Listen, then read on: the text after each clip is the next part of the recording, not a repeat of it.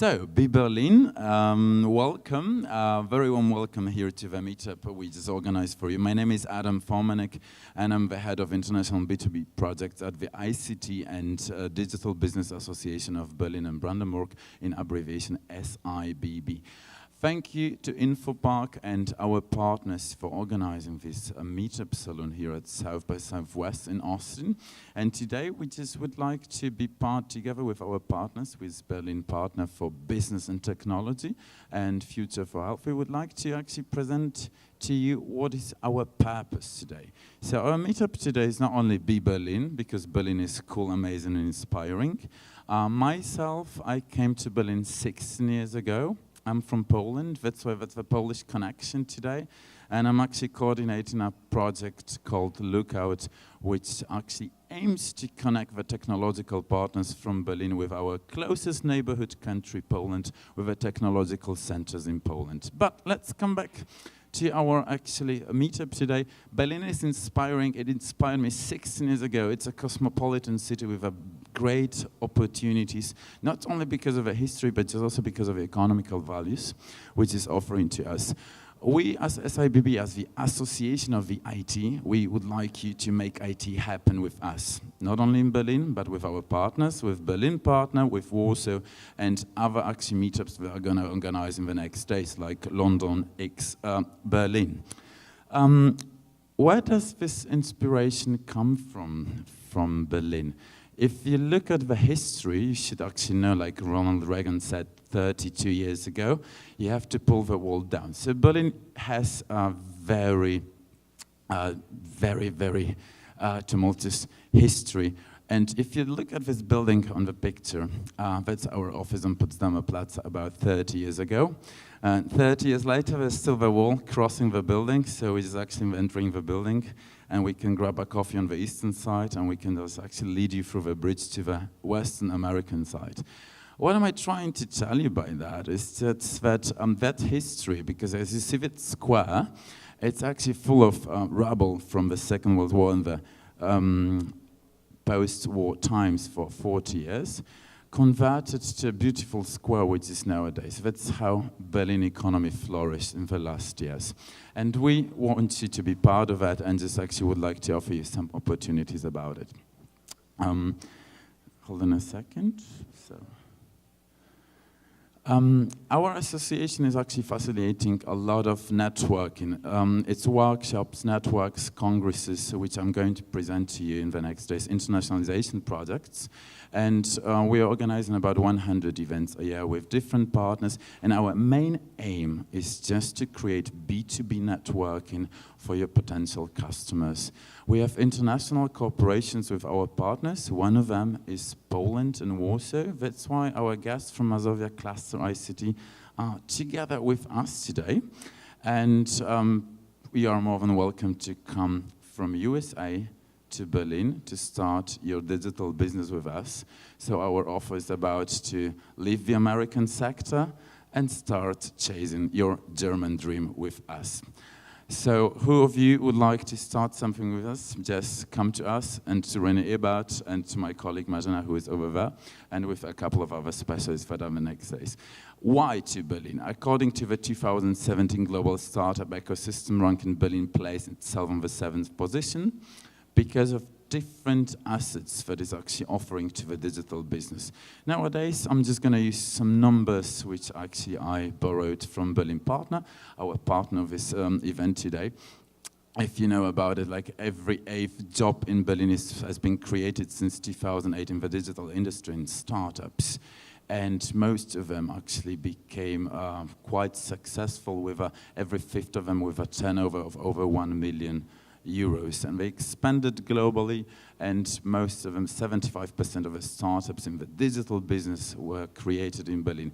How that happened, it's like when you saw that square Potsdamer Platz 30 years ago, you can imagine how many post-industrial buildings from the city, which was actually the 3rd biggest city in the world before the Second World War, were abandoned, left, and actually they were quite cheap to rent, so there was a lot of accelerators, a lot of people who came and like pushed it forward. So we started with Rocket Internet, with our people that attracted a lot of other people. There's creativity, there is film, there is this cosmopolitan atmosphere which attracted me to Berlin, and I'm very thankful still to be living in that city because it's developing in every direction, and you should profit the same like from Austin, because Austin might be actually a mini version of Berlin. Berlin is almost 4 million people. Here it's like 500,000. So come to us. If you look at the map, our office, like that one with a wall crossing the building, is in Potsdamer Platz, right in the middle between these accelerators and startups and all the incubators about it. It's still a very convenient place to invest. I mean, it's not that cheap as it used to be 10 years ago, but still you're gonna make actually a better life quality standard than in San Francisco, than in London. And with our partners in Warsaw, with the technological connections, all the support that the German government is giving, and our network from our association, you can only profit out of that mostly. Berlin is also a great city actually for searching for talents. And if you're actually looking for some more talents, we have all Eastern Europe with great people actually in data analytics, in artificial intelligence, who are very close geographically to us. Ask me, I will provide you with the best technological partners from those countries. I'm not going to talk too much about it because there's specialists with us from the Business Location Center of Berlin partner here with you, so they can actually recommend all the strategies how to make the first steps in Berlin. But I can tell you that there is a lot of venture capital. So if you're looking for investments, US is not only the only market to get it, it's Berlin, where actually out of the top 100 startups, 70% are ranked in Berlin because of venture capital, what is affordable on the market. As you can see, this is the whole list of it.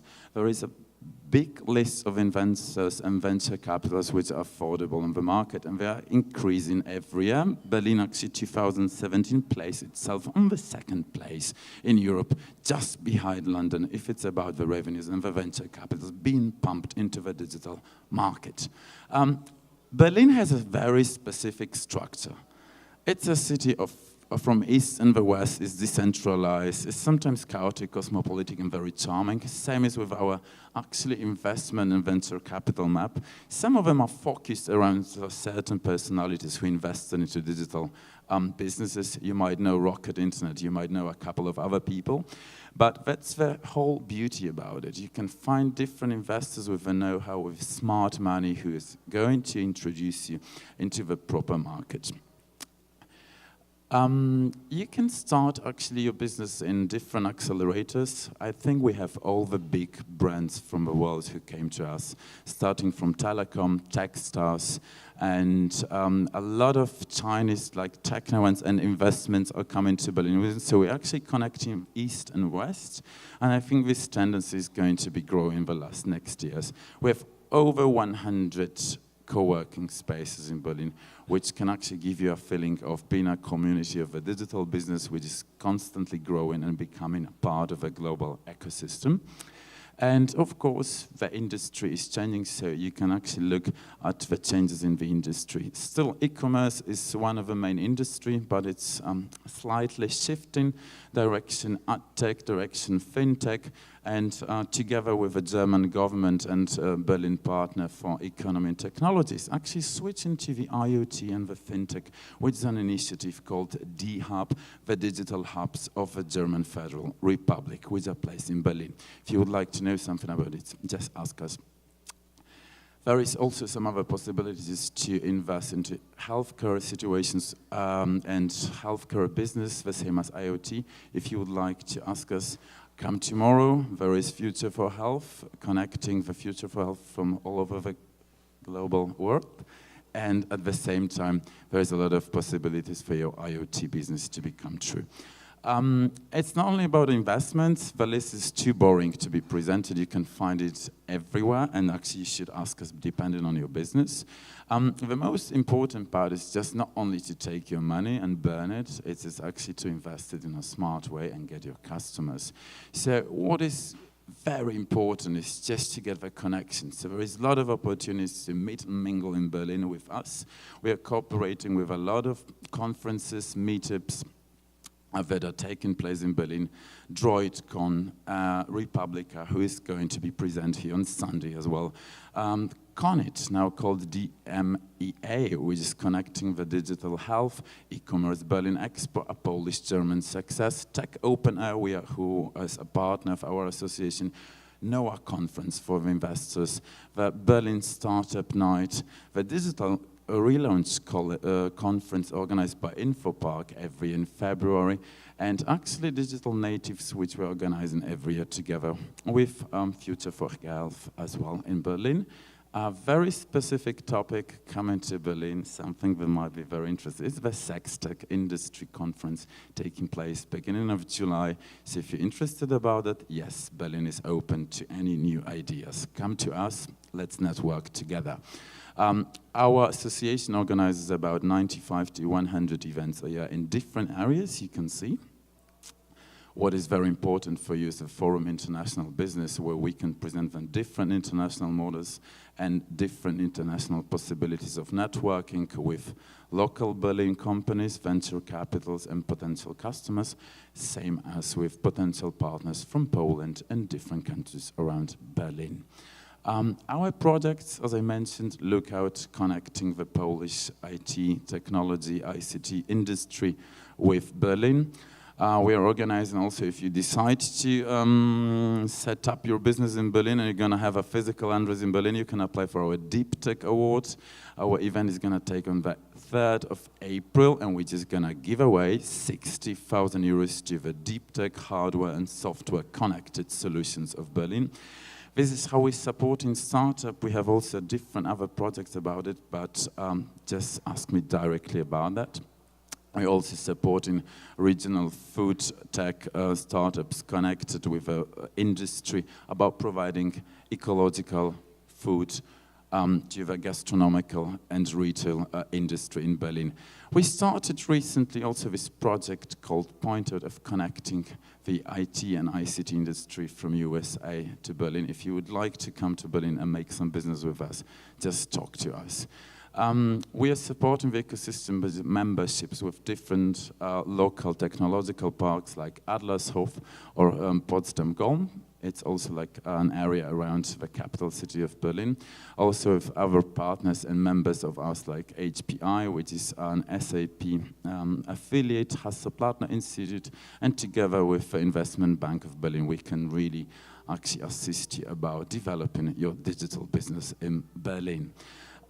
What we can offer to rookies in Berlin is everything what I mentioned. It's over 100 events a year. That's the direct connection to the business location center of Berlin partner. It's actually transmitting and connecting with some English-speaking advisors if it's about legal, tax, and compliance between USA and Germany. And we're actually very interested about your ideas of connecting with the networking once again, because it's not only about money, it's about connecting the people exactly for the same reason why you're here at South by Southwest. And, well, if you're still hesitating, you shouldn't. You should have actually come to us. And the next step, what we're going to present is our partner from Warsaw, the Mazovia Cluster ICT, who is going to present you actually the startup ecosystem and the possibilities of developing different technologies that we still don't have in Berlin. That's why these complementary cooperations are so important for us in the upcoming years. So don't hesitate again, come to us. Thank you for your attention.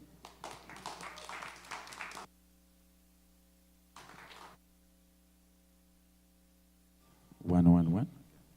Let's welcome on the stage Mariusz Stachnik, the president of the board of the Mazovia Cluster ICT. Good evening, everyone. Good afternoon, actually. First of all, thank you very much, Adam, for invitation and have this opportunity to be here. I would like to say a few words before I present my company, my organization. I would like to say a few words about Poland. Because I believe that a lot of us heard about Polska kiełbasa, Polish jokes, or Polish pierogi. But not all of us not all of you can understand who we are today.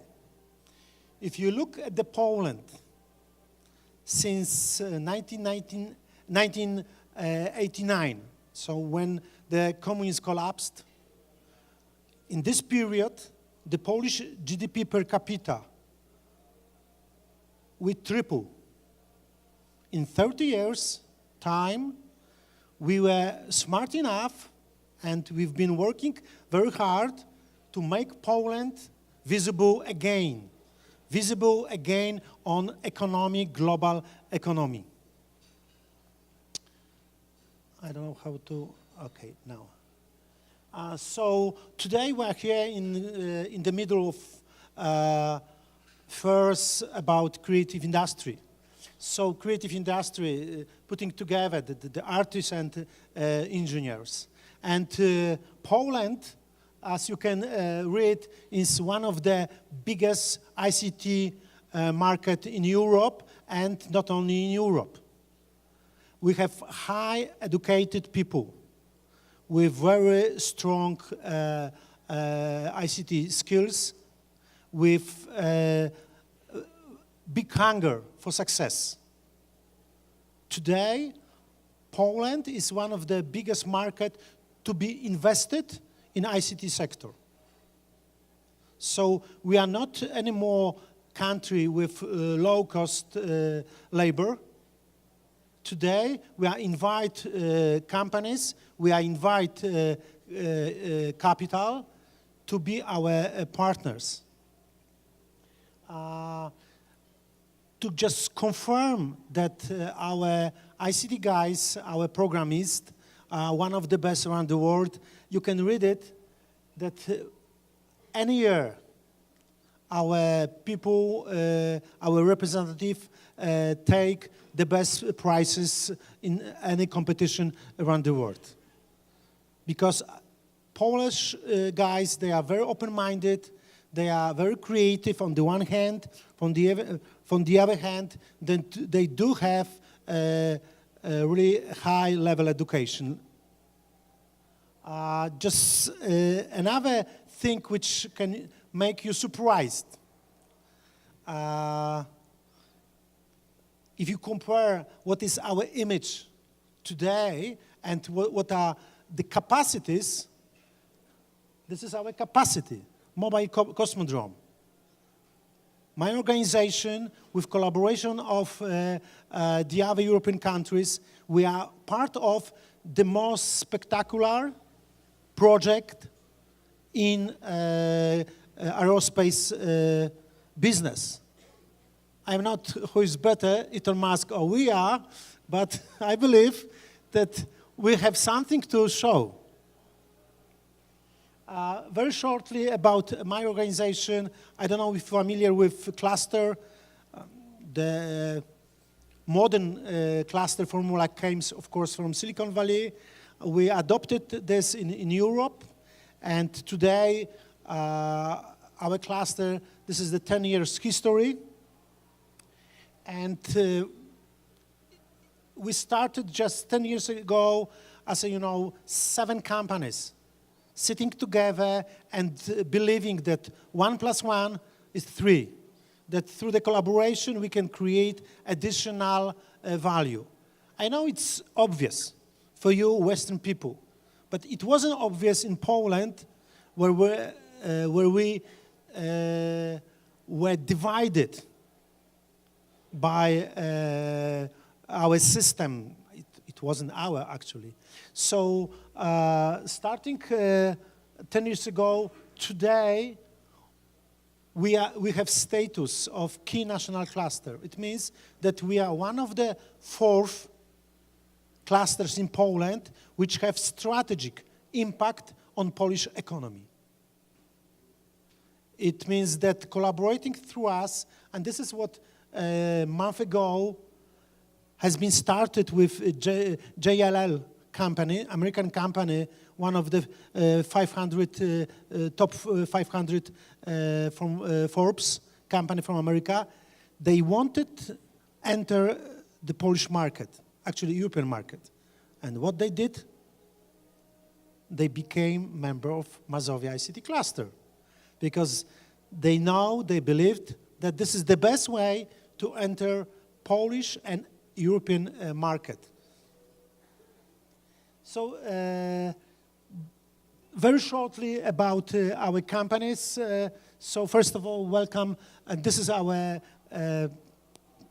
people who I brought together here. So Piotr, welcome here.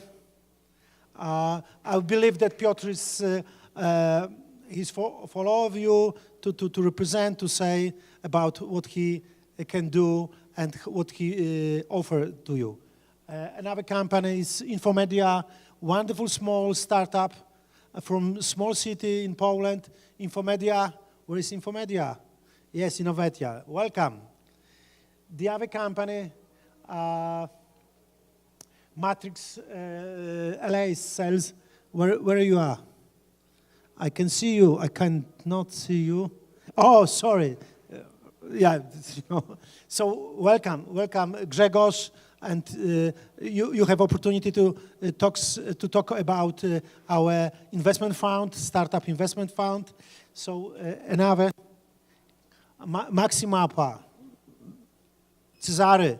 This is the guy who took the first prize in European Space Agency, the most innovative solution. So this is who you are. Mea Group, Bartosz, Magda, welcome. This company, one of the most inventive company in marketing, in events, and they are here because they have something to say to you, and something to propose. Pro-innovative, yes, Bartek. Welcome. Guy who made a lot of wonderful accelerations, and is one of the most important person in Poland in terms of ecosystem, startups ecosystem. Taxos IT, this is our guy. This is our guy. How many years it was? 3-4 years ago? Artur? When you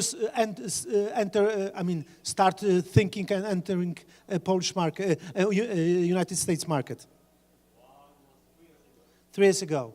He done everything what he can do in Poland. He will speak about this later on. And he said, okay, what next? The sky is the limit. And he decided to be here.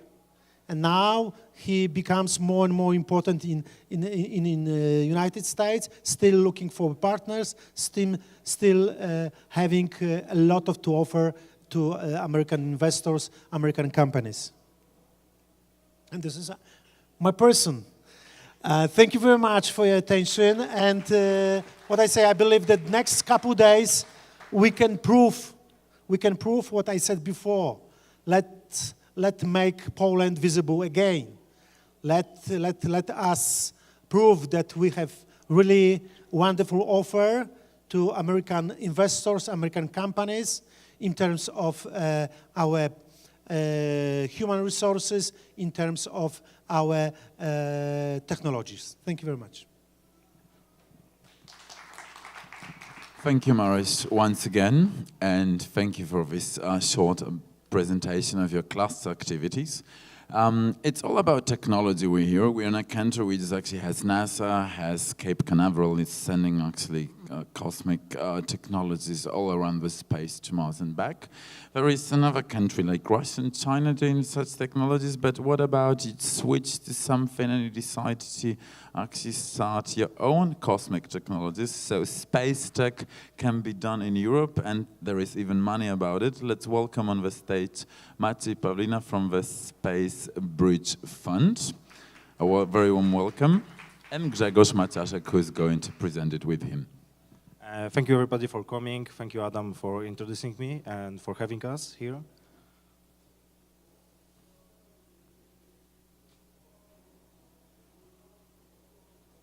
So my name is Maciej Pawlina. I am the CEO and investment director in the Space Bridge Fund.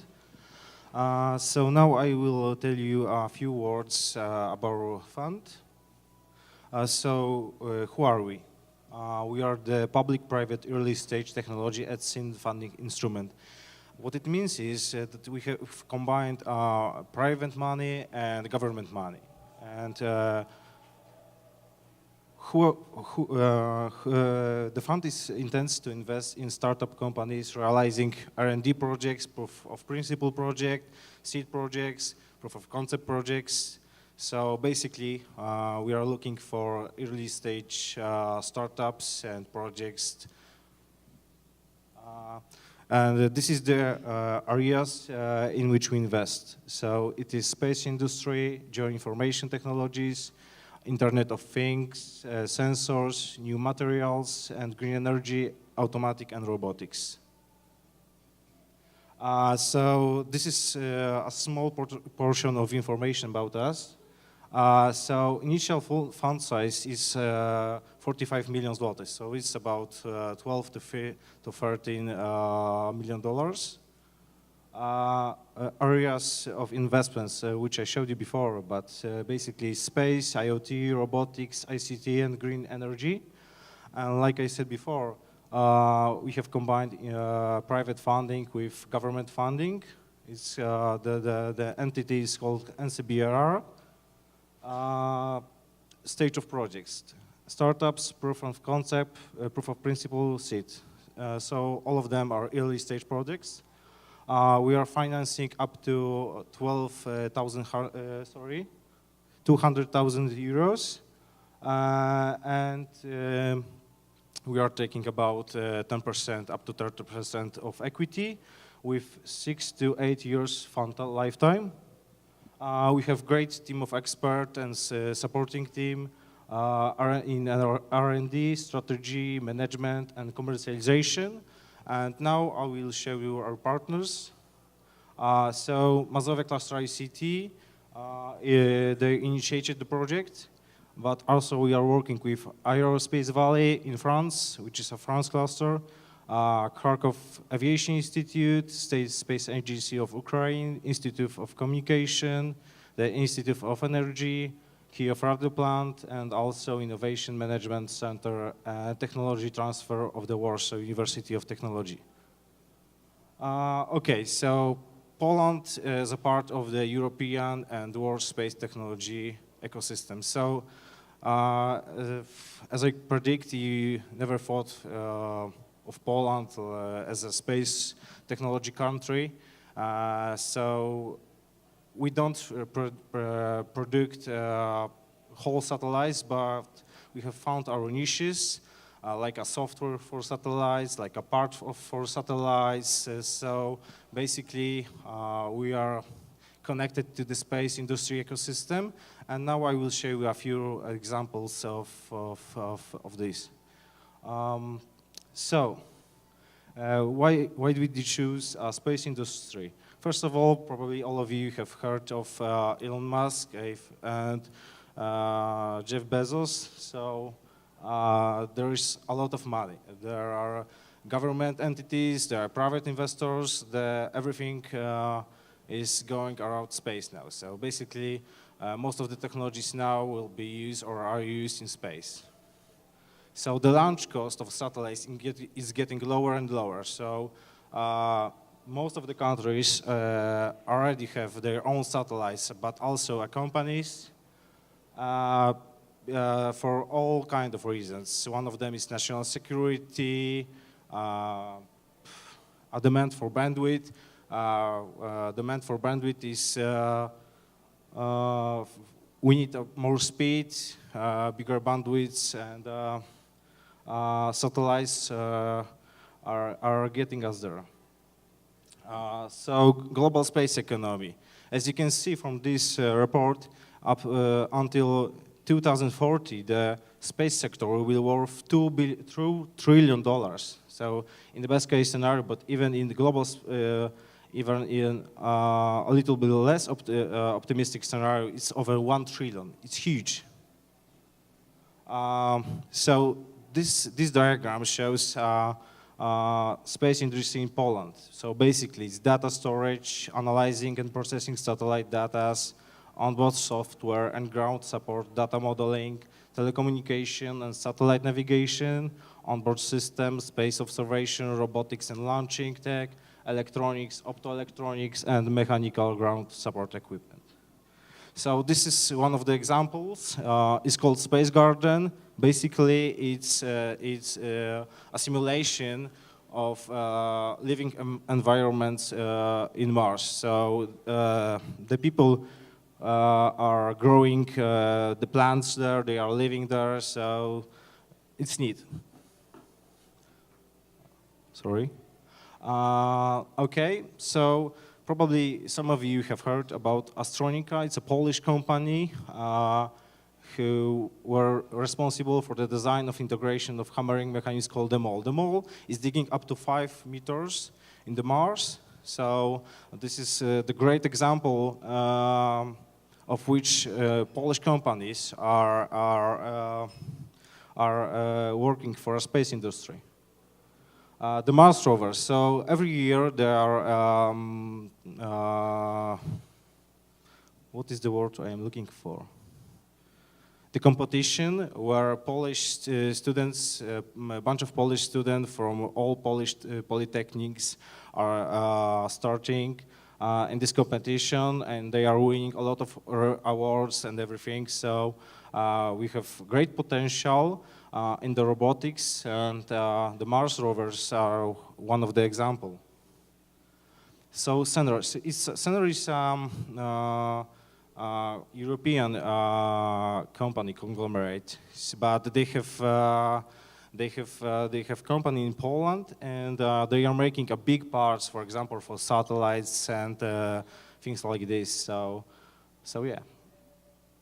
And last of them is Cryotic Instruments. So they are making a platform for satellites, and you can put almost everything in this platform. So, for example, measuring instruments, etc. I think that will be all. Thank you for listening.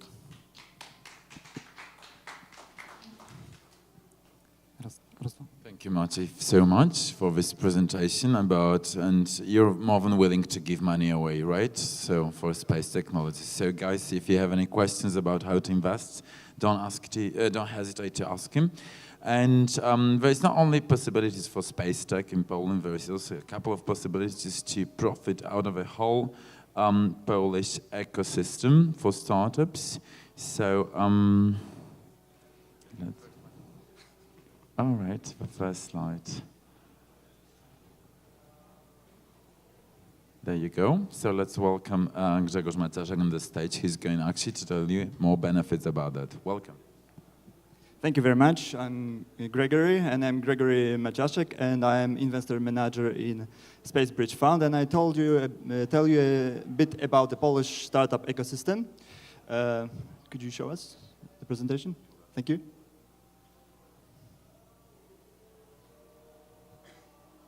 Oh yeah. So let's tell a bit about the Polish startup ecosystem in few words. Please do not hesitate to invest in Poland. I will show you why to invest in Poland and in Polish startups. First of all, probably you know these guys. You know them? Yeah, of course. Because it is one of the famous series in the series Silicon Valley. And why it's important in the context of the Poland? Because this series, among the countries like Canada and Finland, there was most famous series in Poland.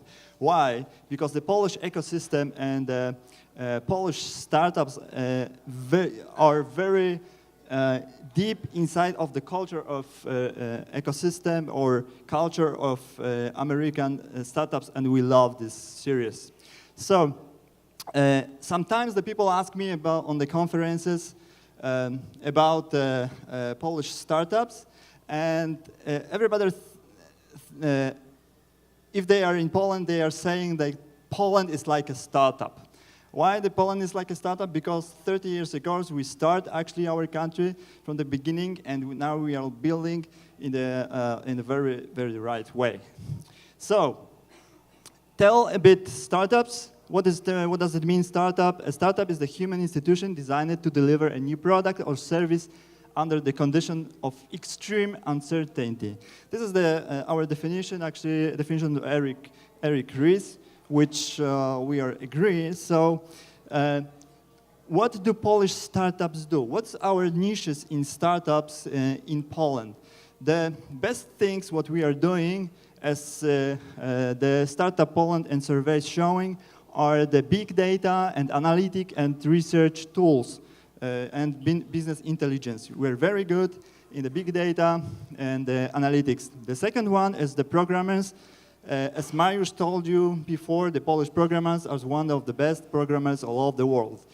And the third one are Internet of Things and life science like health and biotechnology. Also, probably you know the Polish games. I'll show you after the examples, but also we are very good in the computer games and the marketing technologies. Few numbers about the Polish startup financing. As you see, the 40% of Polish startup are generating regularly the revenue from the sales. So it's very good for the investors that they can receive money from the investing in Polish startups. The second one is of the financing, that the startups, of course, they're using their own capital. But as you see on the second one, the foreign and domestic VC are investing in Polish startups. Why they are investing in Polish startups? Because they are already selling their products, and there is worth to invest into the Polish startups. Also the Polish government, because on the third side is the Polish government institution who are giving the money for developing Polish startups. The stages, we are still, of course, developing our startups, so the product solution fit is the most important thing for Polish startups. They are looking for the first revenue, and they are looking for active users. So, finally, I will show you some Polish startups. Probably it will be easier to understand in which niches we are the best. This is the Bivrost, the Polish startup. Bivrost develops tools for enabling the production and the capture of live video. Is the 360-degree video. So the BBC bought already the equipment for the basketball events, founded already by and raised a seed fund from Arklay VCs. The second one is one of the biggest, actually, one of the biggest whole world company, 3D printing company, is the Zortrax. Zortrax is producing 3D printers and also the 3D scanners. Doc Planner, an online healthcare platform that enables patients to find local physicians online and book appointments already after the round, a $50 million round in funding to date. And they are international, now they are international platform, so you can see this is the Italian platform, 100,000 of doctors on this platform. Another one, IoCare and MySpiro is portable spirometer, which allows patients to permanently monitor respiratory functions.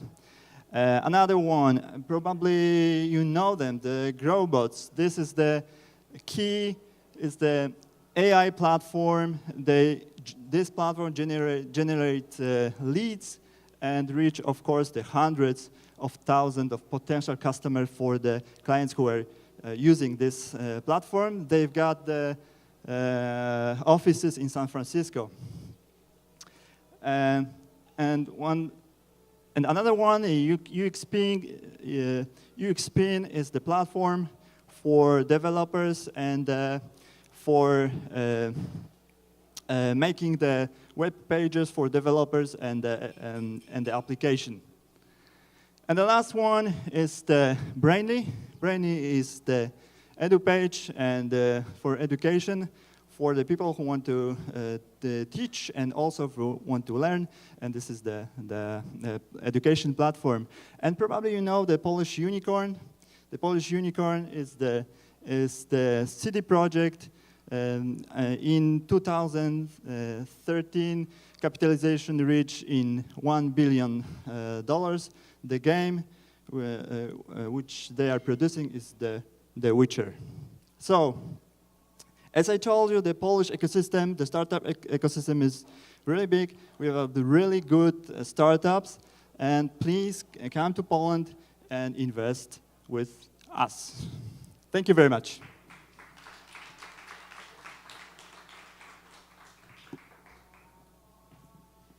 Guys, so if you'd like to invest in Berliner startup, we can connect you with them. So it's like expanding to Europe doesn't mean just only like being profiting in one of the places. These systems are very well connected. And in the last 2 years, we organized 4 editions of Polish Tech Night, connecting Polish startups, for example, MySpiru, and with Berlin investors so that they can expand on other markets. So you're just more than welcome to join us. And now let's talk about new technologies which are actually pushing the world forward.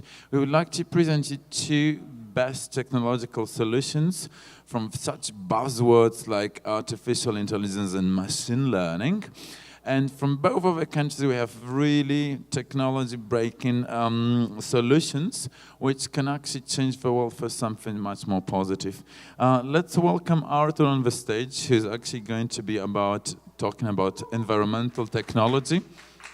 Artur has a solution for artificial intelligence in fire detection prevention. Welcome on the stage, and let's have a look what is interesting about the product. Hello, everyone. I can see because the light. Okay. Please wake up because it will be about safety, public safety, maybe your private safety. But let's start from very important call because it should be in the first.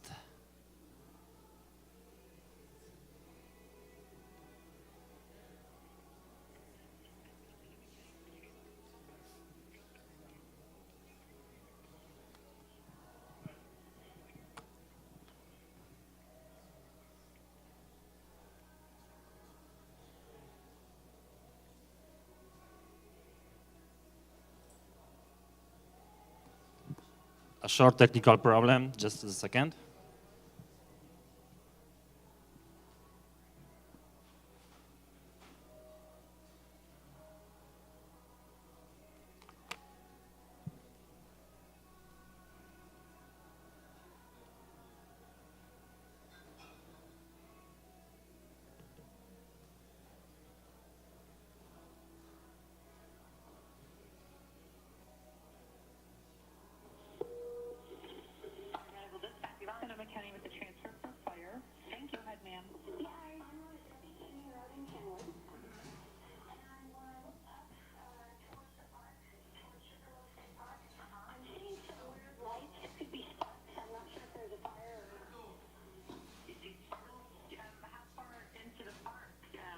Really sure. I'm looking at it up, probably about a 60-degree angle.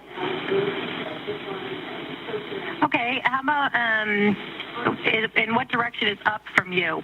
I think it's north. Okay, so you think it's north and it's in the park and you just see sparks? Yeah, well, I see some kind of lights. I'm not exactly sure what they are. Okay, why don't I send them towards you? How far do you think it is from you? Hard to say. I just think it was up in the park. Hang on a sec.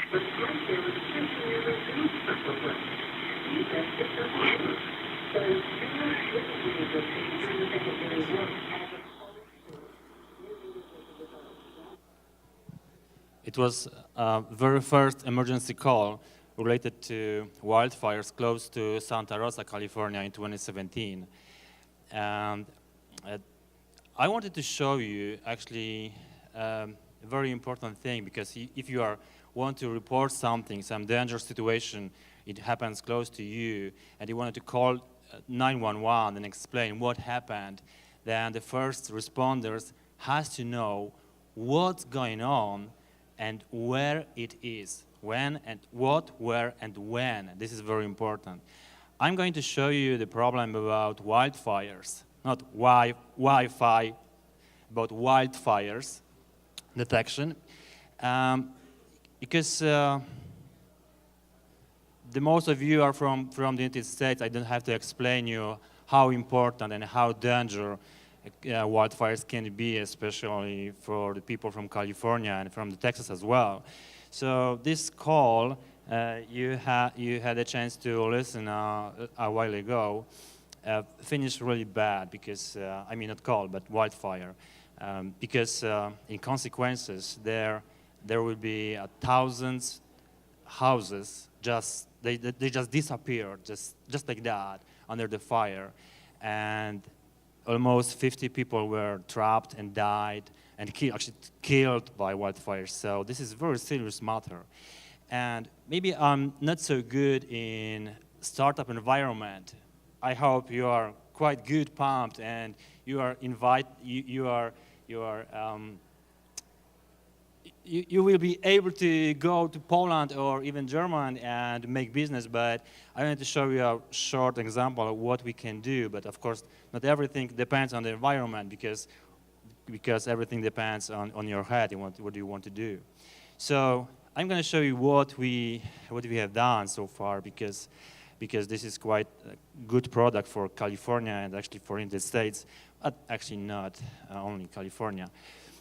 So this is a small chart, and you may see how important things is wildfire here in the United States. Because last year you have 8 million acres burned to the ground. 1 year before it was almost 10 million acres. So this is very serious. So thousands houses burned. Last year it was 100 people killed by wildfires. So I would even say something like better it already was, because every year it's worse and worse.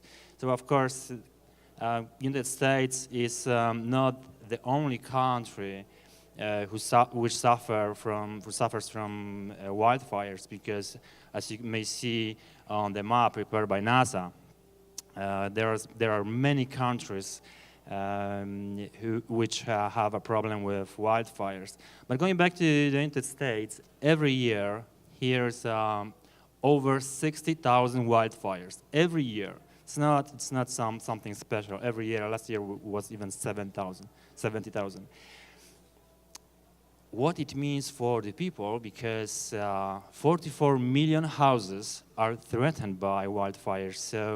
So this is the proof is going worse to worse, because almost over 500,000 houses are built in some special area called wildland-urban interface, which is an area close between cities and the forest. It means houses are closer to the forest every year. It means we as a people living in such houses, we are closer to the forest, which means actually our houses and we are closer to the fires, because the fire is natural part of ecosystem, of many ecosystems, so we may expect something bad happened with our houses.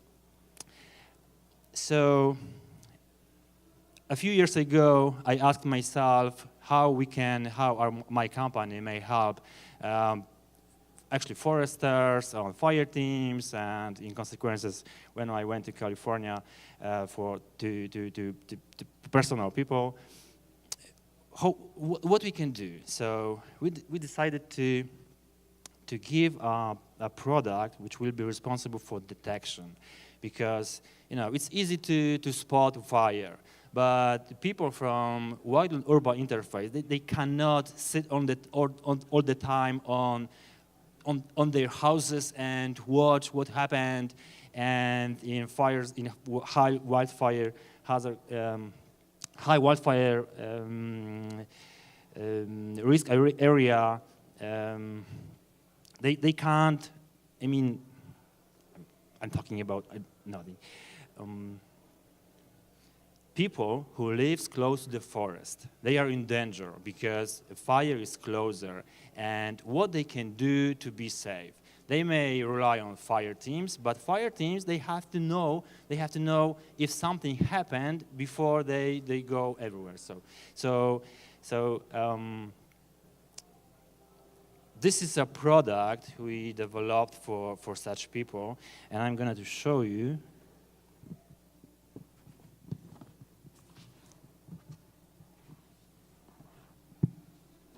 This is wildfire detector. It means it looks maybe like a camera, but believe me, module camera is really small inside, but there's a few additional sensors and appropriate, actually, special software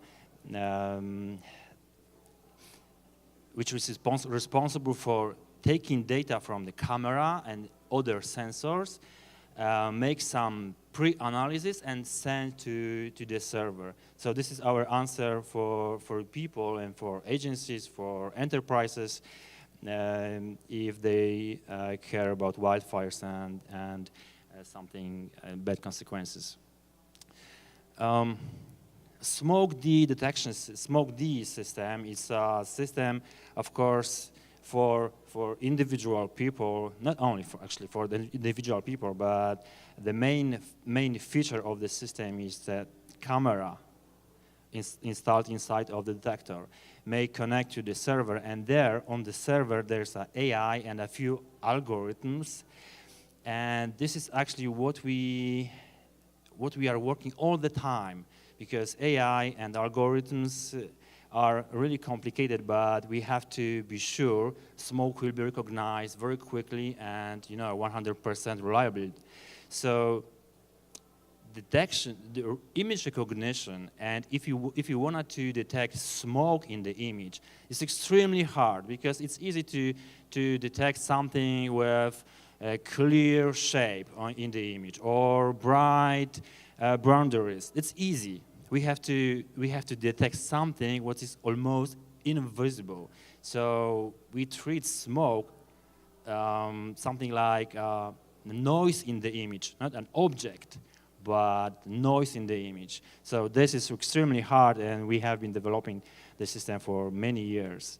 So today we have a product, and one part is on the roof, on the towers, with long-range view, because we wanted to detect wildfires from the distance up to 10 or maybe 15 miles. It depends on air quality and maybe weather conditions.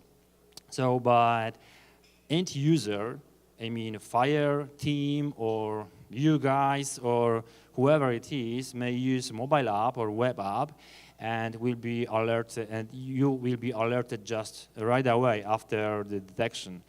It means you have a tool, and your fire teams, some professional dispatch centers may have know what's going on the ground, even if nobody is calling, because 90%, the very first information about danger comes from emergency calls. What does it mean? What happens if nobody sees fire or nobody can smell or whatever it is? Nobody can report. So then technology has to help. So that's why we have something like a hardware instead of your eyes on the roof, actually. So a few feature about smoke detector, because this is of course image analysis. So the most important part of analysis comes actually is based on the images and on other sensors. But of course, inside we implemented infrared filters, GPS, compass, gyro, light intensity sensors. So a few different parts. And actually, what I forgot to mention is the system is teaching itself all the time.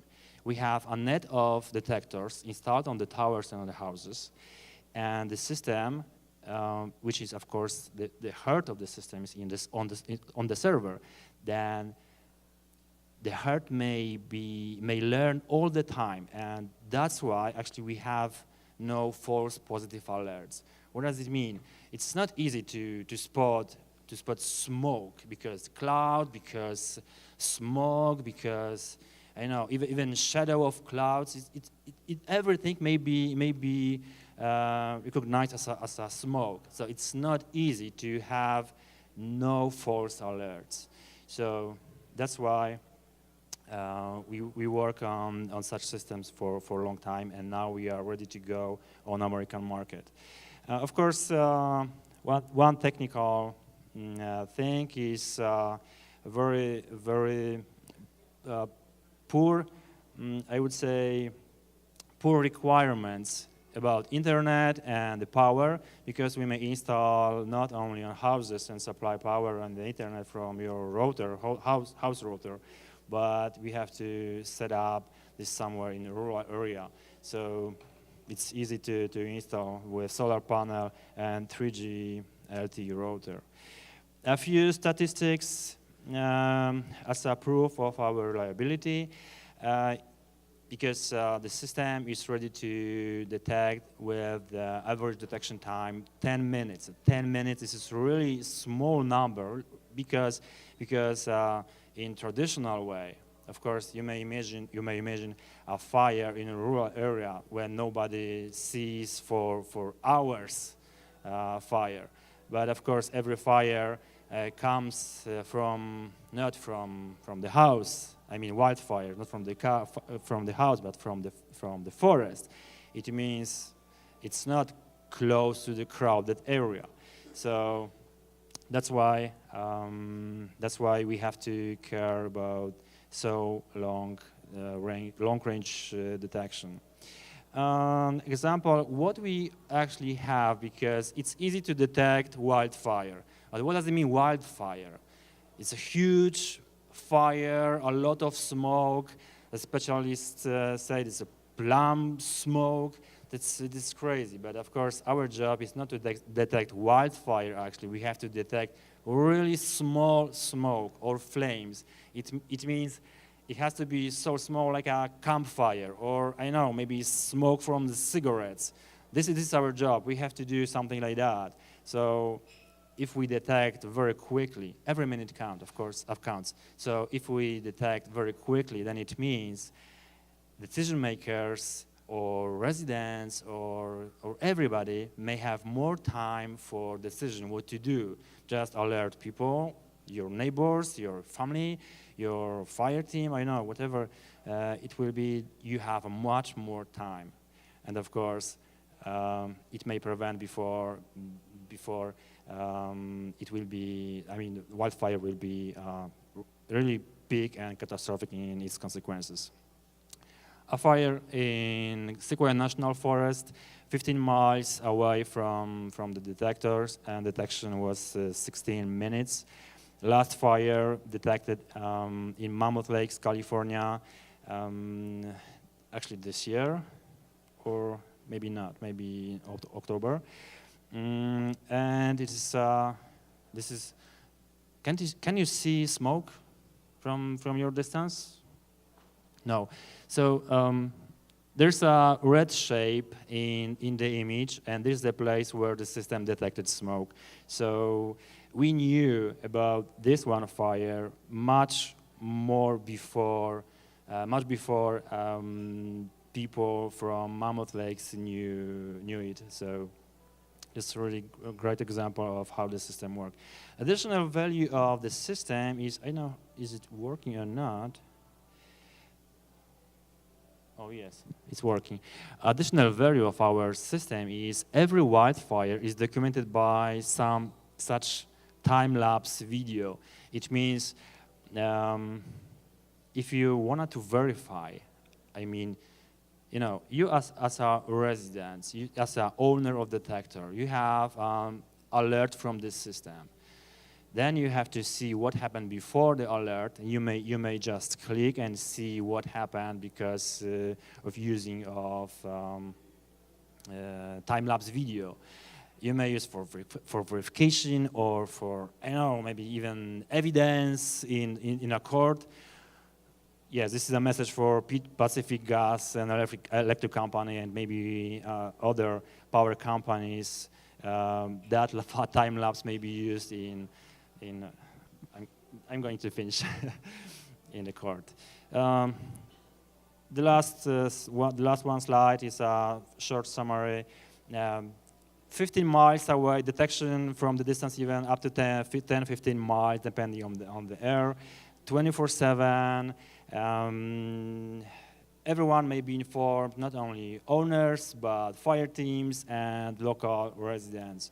And actually, ladies and gentlemen, my name is Artur, and I really do dare to save many lives. Thank you very much.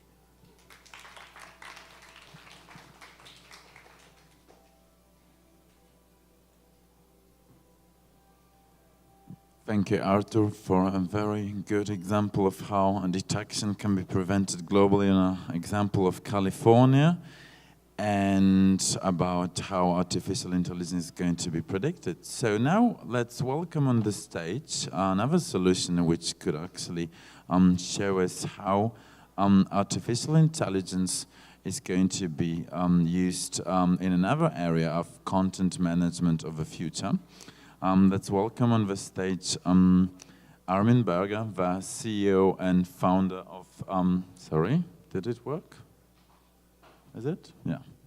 The founder of 3PC, digital agency and software house from Berlin, who's going to be talking about his project, Curator. Welcome on the stage. Thank you very much.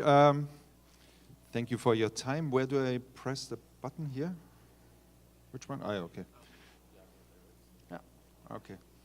So when I prepared for this little presentation, I thought it's about AI and the future of content.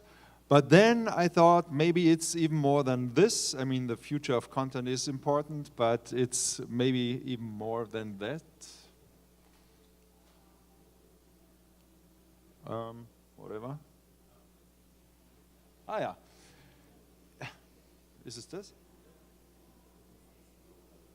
Ah, okay. Wrong direction. Okay, it's about the future of democracy. That sounds better, I think. And I want to introduce two ideas that we are working on. But before I do this, I'll show you a little bit about my company that I founded a few years ago in 1995, so a long time ago. We are Berlin-based. We are in Kreuzberg. Now we are about 70 people working on digital projects, basically projects about communications. It's about finding the right way to communicate complex subjects. So we are not an ad agency or a marketing agency. In a classic way, we do a lot in the government sector, and a lot of complicated content is part of our everyday business.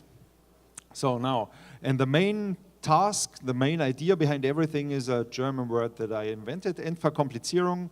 Entverkomplizierung, it's about making things easy and easy to understand, easy to access. So, oops. Yo. And as I mentioned, I started in 1995, and I still remember how it all felt in the 90s. When the internet started, it was a very enthusiastic time. Everybody believed that the free access to information will make the world better. Everybody will benefit from it, and everybody was optimistic. I was optimistic as well. That's why I started the company.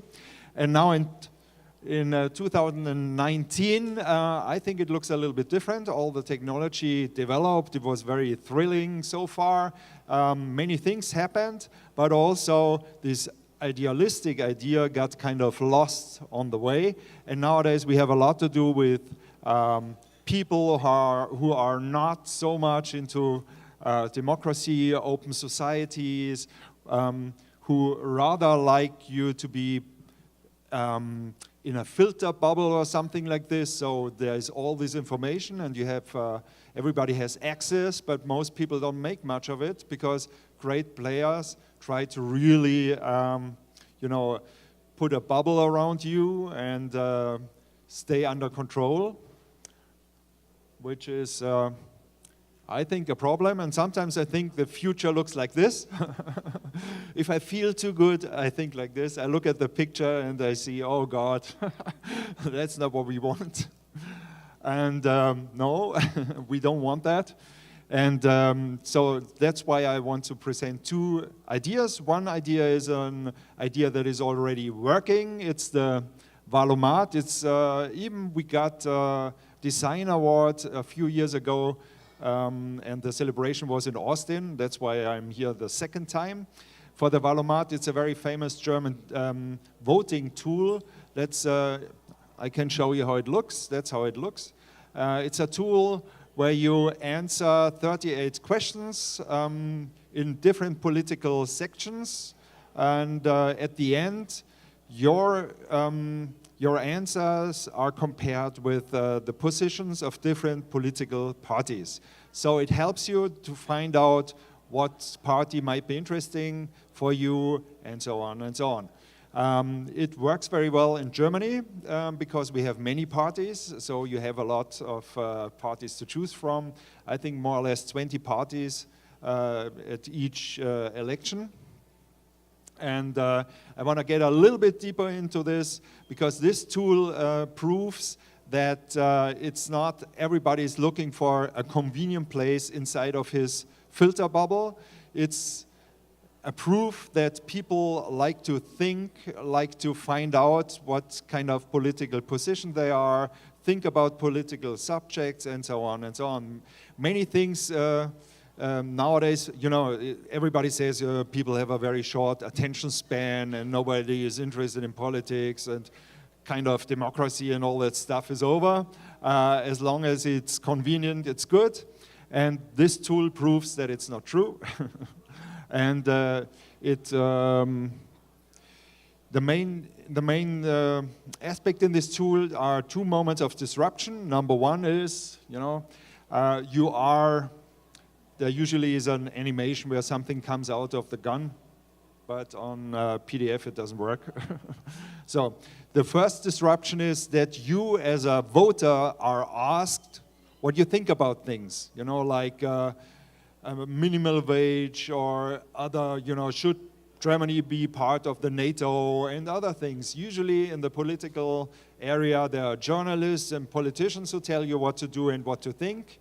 And here you are asked. And the next disruption is this, that you have to answer in a very simple way. You cannot say, yeah, I'm a little bit for Germany staying in the NATO, but from 1 to 10, I choose 5, something in the middle, you know, compromise. There's no possibility for a compromise. You have to decide you like that or not. And the third disruption is very often people get a result they don't expect. And then they start to think about it, talk about it, and so on. So to show you that it's not just me who likes this tool, these are the numbers. You know, we started very slow and small in 2002 with 3 million users, and now last year, 2017, was a general election in Germany. There were more than 16 million users, and it's released, I think, 4 weeks before the election, so there's only 4-week time, and then 16 million people played. So for me, that's a proof that democracy is not over yet, and there's still hope. Yeah, and now we have a new idea. All this, you know, decision-making, thinking about things needs content. As I mentioned, we have a lot of content and a lot of information, way more than ever before in human history. But nowadays, it's more that it's too much, you know. And even people who deal with or prepare content, deal with information, fill content management systems, or deal with social media channels, provide the content, are overwhelmed and have a problem, and that's the new idea. The problem that we address is we have enough content, but we don't have enough good content, and it's not available on every device the way we want it. So that's why we teamed up with 9 other partners and are working together on a new project, Curator. We just started in last November. This will go on for at least 3 years, or at least there's a government funding for 3 years. And I'll show you a little bit about this platform that we are working on. Number one, as I mentioned, there's enough content and there will be even more. You see there are many, many sources. And the other thing you always have to keep in mind, or we all experience on an everyday basis, is that there are more and more devices. When I started, there was only the desktop, it's then the notebook, then the smartphone, and so on and so on. And there are way more devices, and users expect you to deliver the right content in the right moment on the device of their choice. So here in between, on one side you have all the content, on the other side you have all the devices. There's a problem. In the center, there are these people working with content, providing information on different channels and so on. They have the problem that there's a lot of pressure, they don't have a lot of time, and usually the quality of information and of the content is in danger. And that's where we try to help people working with content here with our project Curator. And yes, you can see that's a person working, and we have the idea is to add artificial AI services, give them the possibility to use them to improve their access to content, the way they deal with it. It's easier to connect the content, to enrich the content, to visualize it, and exactly, so that we can have different. Only the English word is gone. Anyway, yeah, it's the medium. Yeah, different mediums, different ways for the content to get communicated and so on. So these are the partners. There are partners like Wikimedia who have a lot of content, and there are other partners who are specialized in machine learning, like RiseML. So it's about content and the use of artificial intelligence on a platform that is very modular, so that you can exchange, switch from one service to the other if there's a improvement somewhere, because the whole technology is developing so fast, so that you can't produce one software suite that is good forever. You have to deal with little modules, there are little services, so that you can exchange things. So, and the goal is universal platform, a lot of AI assistance for faster, better content, content of better quality, that's very important. And the output should work on every device to enable the user to get the right information and to, at the end, improve the foundation of democracy, because democracy needs voters that really think and are well informed. So, it's still about a better world, like in the 1990s, but with a lot more technology. If you are interested in this, feel free to contact me, and we can go on, discuss it, or we can meet, or whatever you want to do, drink a beer. Thank you very much. Thank you so much, Armin. Let's keep you right away on stage and give you a seat here. Maybe you can come next to me, and the two of us, Adam and I, will have a seat with me. We'll frame our panelists for the upcoming panel. Before we bring everybody else on stage for this panel, allow me to say oh gosh, I'm so sorry. Let's have this opportunity of me ruining one of the microphones for a round of applause for our wonderful sound engineer over there. Okay, we can do better than that, people. Put your hands together. Okay, thank you very much. So I was just about to say what a personal pleasure it was to see your presentation, because about 100 years ago, I was part of a university course that actually adopted the Valomat for Germany. Yeah, so when you brought up that screen, I was like, this is wonderful to see how far this tool has traveled all the way today to Austin and all the effects that it's had over the years. It's really amazing. So we're going to have a little panel discussion now. We want to discover some of the challenges, some of the opportunities, some of the differences, some of the likenesses between Poland and Germany, between Warsaw and Berlin. And Adam, let's bring our other panelists on stage. I would like to invite some other speakers with us. I would like to invite Rene Ebert, the managing director of our association in Berlin, to discuss the opportunities.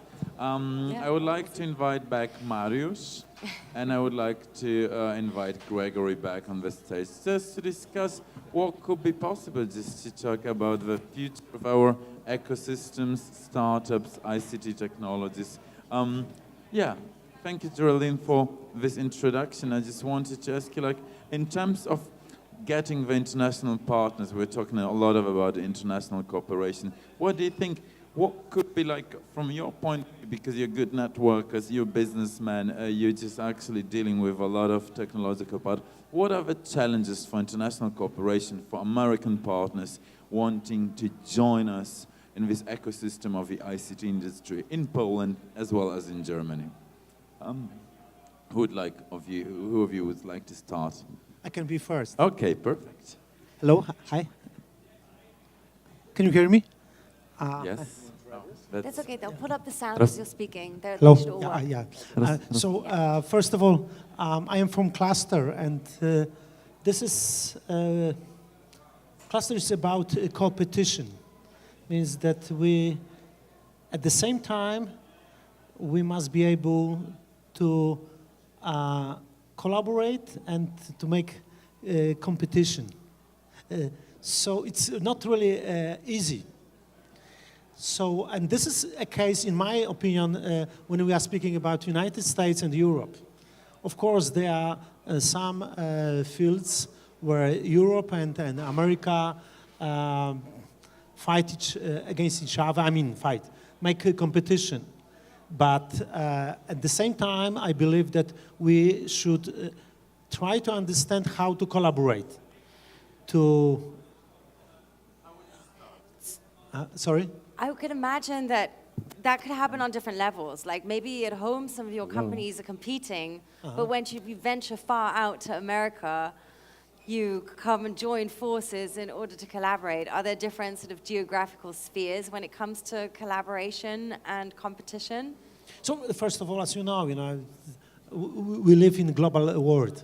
So Americans are the most advanced in terms of capital and the most aggressive to be part of the world business. And we don't want to be behind them. So I believe that 1 + 1 is 3, that doing together the business, we can create additional value, which let us together be better in business around the world. This is what I think. Would you agree? In Polish ecosystem, what we see, like working with the Polish startup, one of the most important things is the commercialization on the other markets. So the biggest challenge and also challenge for networking and working with the American companies is to find out and to find opportunities to make business all over the world. We are still a lot of businesses inside of Poland on the Polish market, and we are looking for very big opportunities to go outside of Poland. And our first step is to go to Germany because we are closed, and the German market and European Union market is for us very important.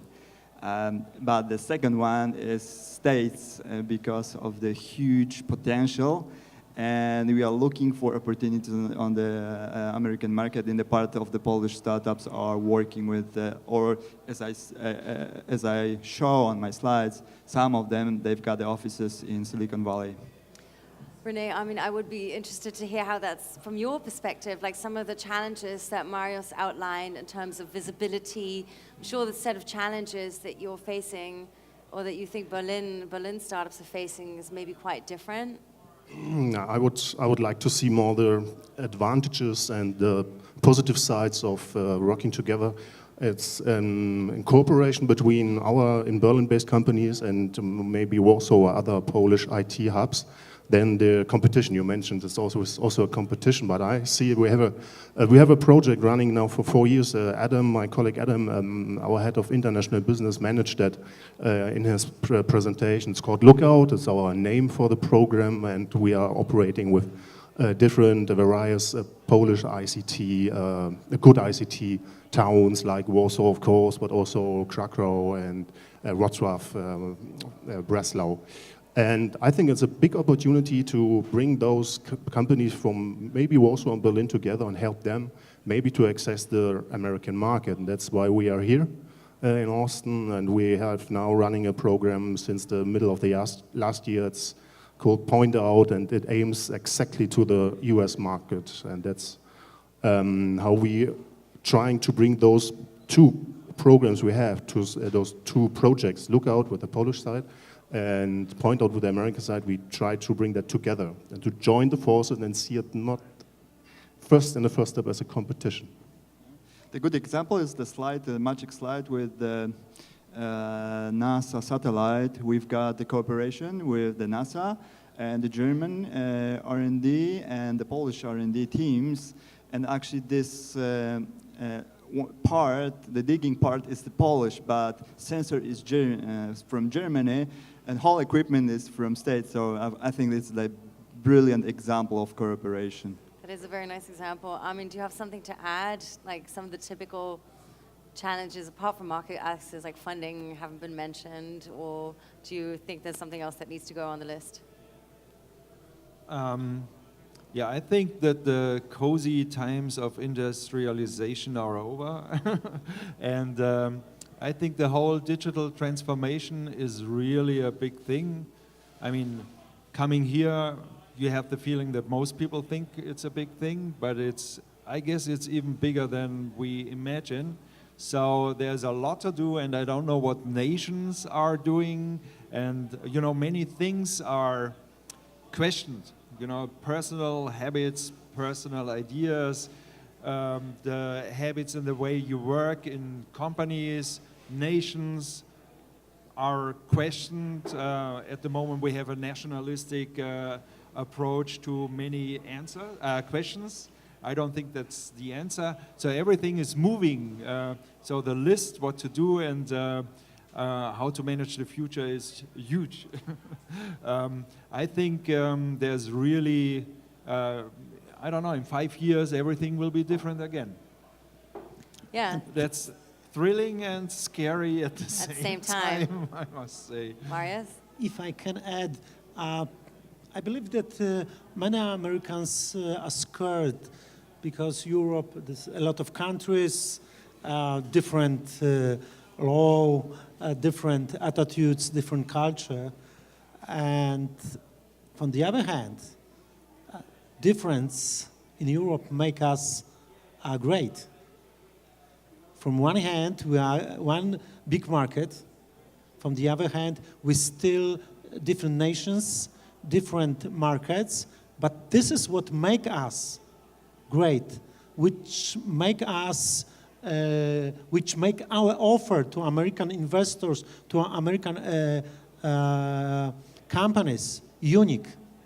That having one platform, which is European Union, you can be in many different countries, you can have different experience with different technology. This is what came up to me now.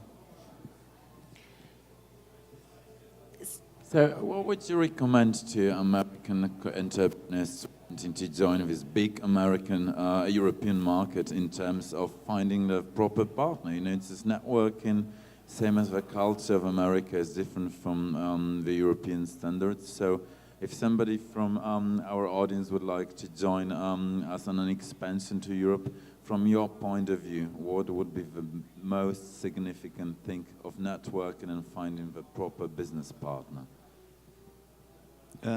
First of all, do not afraid from people from States, do not afraid European startups. Of course, we've got the same scene, maybe a bit smaller, but the same. We've got the accelerator, venture capitals, and same rules in investing in the startups. So first of all, is that do not afraid is the same. So please invest in startups in Europe. This is for us the most important things. And the second one is looking at the Polish stage, we have a lot of very good engineers and very good programmers. So it's mean that you can dig in Poland into the brilliant person who can help develop really good products and commercialize this product all over the world. So. Yeah, I would like to add this from an American perspective, and you are looking to Europe. Of course, I would recommend first take a look at Germany, because I come from Germany and especially from Berlin, from the biggest city we have, and it's also the capital, of course, with nearly in the next years, I think we will reach the 4 million inhabitants in Berlin. And what I wanted to say is, what we can offer in Berlin, if a company from America, a digital company comes to Berlin, what are the big advantages? Many of them were also mentioned already in the presentation Adam made at the beginning, but I want to add something else. And I want to make it clear on an example, a very big one. We all know the company Mercedes-Benz, Daimler. It's also, I think, one of the main sponsors of the whole week here we have. And to make it a little bit personal, my girlfriend works for Daimler since, I think, 2010 and started there and I hope everybody knows that the headquarters of Daimler, of Mercedes-Benz, is in Stuttgart, in the south of Germany, southern part of Germany. But they started in 2010, a small company in Berlin, and located there the so-called expats management. I don't know if you know what it is, or everybody knows what an expat is. Really huge companies have expats all over the world. High qualified engineers, they are going from one country to another, maybe 2 years in Alabama, then 2 years in Singapore, and so on. And a company like Mercedes-Benz has 10,000 of experts to manage. And this tiny company from 2010 with, I don't know, 50 people is growing and growing, and then now they have over 1,000 people in Berlin. Why are they in Berlin and not in Stuttgart? I can tell you that. Because they need, for the experts management, they need a lot of people who speak really different languages. The proper English is not enough, because you have people to have in that company that have to deal with local authorities in Vietnam, in Chile, in you name it, in all the countries where Mercedes-Benz is active. And where can you find those people who speak that languages? So you have to go to a city that attracts a lot of people from various countries from all over the world, and that is what we can offer. We'll stick on those cultural topics very briefly, if I may, because I think that's quite an interesting point. I come from Berlin. You come here to Austin, and it strikes you immediately what an international, intercultural place it is. And as you pointed out earlier, it's got a fraction of the inhabitants of Berlin. I flew in from San Francisco yesterday, and the Uber driver, who was a female Uber driver, my first ever, explained that she really loves going on day trips, outings with her friends to places like LA, which is a 6-hour drive away. So both in terms of sort of internationality, but also in terms of scale, the thinking is so different here. Driving to Berlin-Warsaw would be a day trip to her, right? Is that a little bit what you were saying when you said we think it's such nationalistic? Do we need to sort of get over that a little bit in Europe to think in a broader scale if we want to reach people here? Absolutely. I just drove from Los Angeles to Austin at a day trip as well. I should have known. It's really far. It's a huge country, and I don't know. It's what I meant is, all the digital transformation questions everything. And we have to, it's a competition about ideas. You know, culture is important, you can't ignore it. Like the Valomat, you can't export it to the US because they only have 2 parties that matter, you know. That doesn't work. But you know, working with people from different places, wherever they come from, it's at the end, technology is something that unites everybody, or has the ability to unite everybody. And everybody can take part in it. You know, it's not a very exclusive club. You can, you know, if you're interested in some, you know, developing some software section, it's possible to find information online, YouTube, whatever. And so it's the classic organization of the world is kind of eroding. Do you say eroding? Erodiert, yeah, you say that. And the question is, who will win somehow, you know?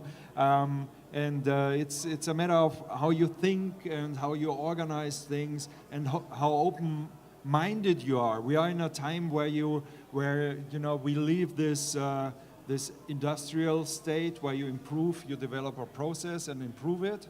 Now we are in a world where you have to move, you have to have new ideas, and that's where the cultural differences kick in. You know, you have different perspectives. You need all this to develop new ideas and get ahead of everybody else. I might sum it up now, just because we have a final, we have to prepare for the next meetup here. So I would sum it up with one sentence: together is better, and basically technology is uniting people, and also competition is very good in cooperation. So once you can actually achieve different markets, different targets, groups of people together with a technological partner, because as we said, technology is uniting us. We have the same open to new partners from here, and just in order just to show them the European market on a different, smaller, but also big scale.